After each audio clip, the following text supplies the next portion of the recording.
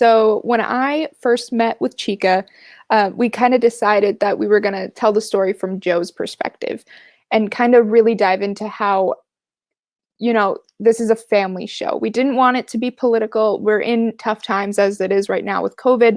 So we really wanted it to represent family and the longing to be with one another, as well as dealing with following your own path versus sticking together.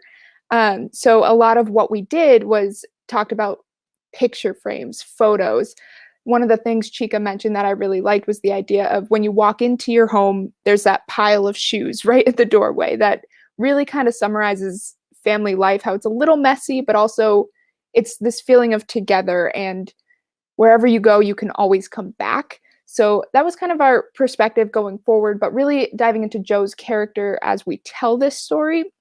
So we wanted it to have elements of, her space being mostly with the attic and epic, and also kind of like vague and open.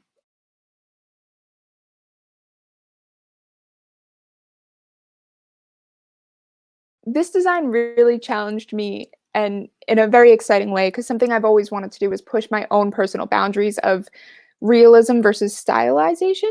Um, and in the beginning, Chica told me how we didn't want this to be too realistic, which excited me because I wanted to push this boundary for myself. But going forward, I found it more difficult. And every time I came up with one of the earlier designs, Chica was like, no, no, no, no, scrap that. We don't actually need a fireplace. And I think that's when it clicked for me when she said no fireplace, that I just changed everything and I made it more dynamic. And it allowed me to really open up for that idea of movement and all of the sisters following their own paths, which I think really helps tell the story further than, just putting a house from Concord, Massachusetts on the stage.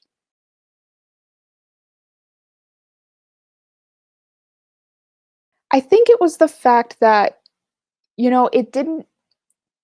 wasn't just the first design that I came up with that stuck. It really felt like me having to follow my own path and my own story in order to get to where we wanted to be.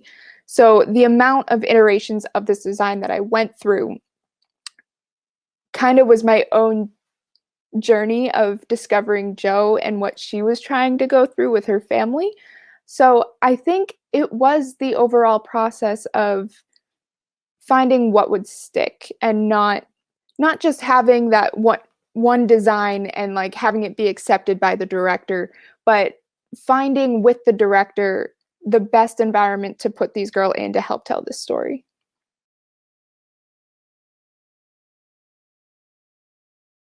Overall, I think my favorite part of being a scenic designer kind of goes along with my favorite part of being an artist in general. And something that I've always kind of really loved is the idea that when we create our art, it is yours forever. Um, Mostly because copyright is illegal, but also it's something that your name can never be taken off of. That piece of art will exist in history, or at least in your own memory forever, and it can't be taken away because that was something you did. So kind of that idea, as well as, in live theater, it's the recognition of that art. Not necessarily I don't like my name being like up in lights at all, but something that always feels really great is on opening night when the curtain goes up and the audience just gets sucked into this world, and you can feel that when you're sitting there in the audience, and you can feel their excitement when they see that first tell of what this story is going to be about. And that right there is probably my favorite part about being a scenic designer.